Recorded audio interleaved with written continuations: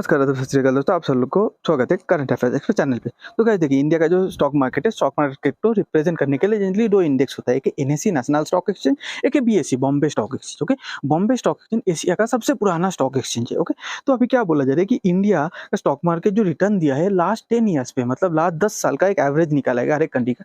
तो इंडिया का stock market का रिटर्न आया है 10.9% पर ईयर। ठीक है, जो यूएसए, चाइना और अदर, ठीक है, अदर बड़े बड़े इकोनॉमी, छोटे बड़े इकोनॉमी से भी आगे है इंडिया। मतलब हर एक कंट्री से, दुनिया का हर एक कंट्री से लास्ट 10 ईयर्स पे स्टॉक मार्केट का जो रिटर्न है उसमें एवरेज में आगे है। तो इसका मतलब ऐसा नहीं कि स्टॉक मार्केट पे आंख बंद करके पैसा लगाना चाहिए, थोड़ा रिस्क मैनेजमेंट करके पैसा लगाना चाहिए। ओके, अब देखिए कंट्री, देखिए दो चीज होता है, एक होता है रिटर्न, एक होता है इन्फ्लेशन। ठीक है, आपका रिटर्न हमेशा ही इन्फ्लेशन को बीट करेगा, ज्यादा होना चाहिए आपका रिटर्न इन्फ्लेशन से, तभी जाके आपका पैसा बढ़ते रहेगा जिंदगी भर। इंडिया का रिटर्न देखिए 10% है, ब्राजील का मतलब ऑलमोस्ट 11%, ब्राजील का 8.5% है, जापान का 7.5% है, फ्रांस का 6%, यूएसए का भी 6% है, जर्मनी का 5%, यूरोप का भी ऑलमोस्ट अराउंड 5%, पूरे यूरोप का, ऑस्ट्रेलिया का 3%, चाइना का 2.5%, 2.7%, यूके का, ठीक है, 0%। ओके, तो और यही यूके इंडिया को बोला था हम लोग ने तुमको बिलियंस ऑफ पाउंड दिया है चंद्रयान 3 के लिए, हमको पैसा वापस करो। खुद भिखारी है, दूसरे को बोल रहा है। ओके, छोड़िए, जाने दीजिए वो। अब बात आते हैं इन्फ्लेशन। इन्फ्लेशन देखिए, इंडिया का 6% इन्फ्लेशन है, ब्राजील का 5.5%, जापान का 0.79, फ्रांस का 1.29, यूएस का 2.7। अब इन्फ्लेशन अच्छे से सुनिएगा, वीडियो देखने से ज्यादा अच्छे से सुनिएगा। इन्फ्लेशन और रिटर्न पे कैसा रिलेशन है। मान लीजिए आपके पास 100 रुपए, आपने कहीं इन्वेस्ट नहीं किया, ठीक है। अब दो पर्सन ए है और पर्सन बी है, तो पर्सन ए के पास 100 रुपए, आप और बी के पास भी 100 रुपए है, ठीक है। ए ने क्या किया, इन्वेस्ट नहीं किया, ठीक है, और बी ने क्या किया, एक जगह इन्वेस्ट कर दिया, जो इन्वेस्टमेंट का रिटर्न है 20%, ठीक है, हर साल उसको 20% मिलेगा, ठीक है। अब एक पेन है, पेन का वैल्यू भी 100 रुपए है, तो आज के दिन पे दोनों ए और बी दोनों के पास 100 रुपए है, तो मैं ये बोल सकता हूँ ए के पास जो 100 रुपए है वो 100 रुपया है, 100 रुपीज इज इक्वल्स टू वो एक पेन, दोनों के लिए बराबर होता है। अब जब एक साल हो गया, 10% इन्फ्लेशन है आपके देश में, आपके जो शहर पे रहते हैं, तो 10% इन्फ्लेशन पे आपको क्या हो गया कि वो पेन नेक्स्ट ईयर हो गया 110 रुपया।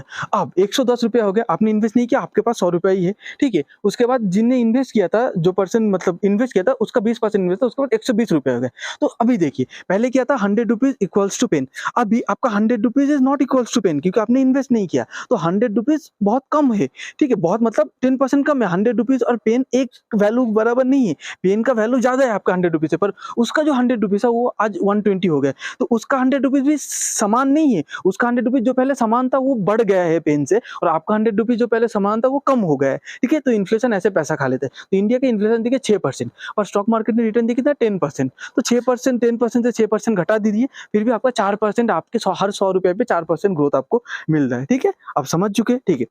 तो इसके बाद देखिए, पर इंडिया का ये जो स्टॉक मार्केट पे जो ग्रोथ, आप अगर सेम इंडिया का 6% है, आप अगर वो पैसा एफडी में रखते तो एफडी का रिटर्न कितना है 5%, पर इन्फ्लेशन है 6%, तो आपका पैसा हर साल 1% घटता है, पर स्टॉक मार्केट पे 4% बढ़ रहा है ऑन एवरेज, ठीक है।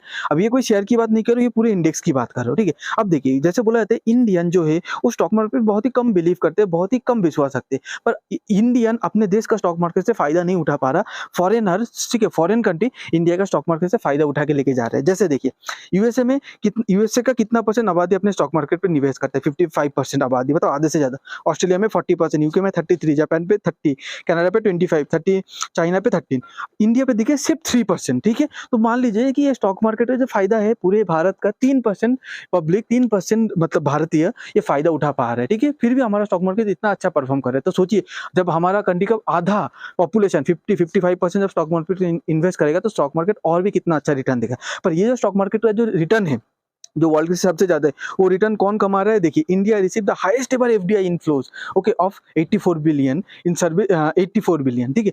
ये जो एफडीआई मतलब foreign direct investment, foreign direct investment, ठीक है, क्या करता है कि फॉरेनर आके इंडियन स्टॉक मार्केट पे इन्वेस्ट करता है, और वो जो रिटर्न जो मिल रहा है, वो रिटर्न इंडिया का 3% जो पॉपुलेशन है वो रिटर्न को एंजॉय करते हैं, और बाकी फॉरेनर पैसा इन्वेस्ट करके, पैसा को बढ़ा के अपने कंट्री में लेके जाके एंजॉय करते हैं। मतलब इंडिया का स्टॉक मार्केट में भारतीय ज्यादा उसका फायदा नहीं उठा पा रहा सैडली, क्योंकि उतना फाइनेंशियल लिटरेसी, फाइनेंशियल नॉलेज है नहीं, पर बाहर के फॉरेनर, ठीक है, बड़े बड़े इंस्टीट्यूशन, नॉर्मल फॉरेनर, आम पब्लिक उसका फायदा उठा रहा है। सबसे ज्यादा फायदा कौन उठाता है, देखिए सिंगापुर, क्योंकि सिंगापुर फॉरेन डायरेक्ट इन्वेस्टमेंट पे टॉप पे आता है विद 17 बिलियन, उसके बाद आता है मॉरिशियस, ठीक है, उसके बाद बाकी और कंट्रीज भी आता है, ठीक है। तो आप लोग समझ पा रहे हैं। उसके बाद अभी देखिए, इंडिया का जो टोटल मार्केट कैप है अभी भी बहुत छोटा है, ठीक है, बहुत छोटा है, मतलब देखिए यूनाइटेड स्टेट का $44 ट्रिलियन है, ओके।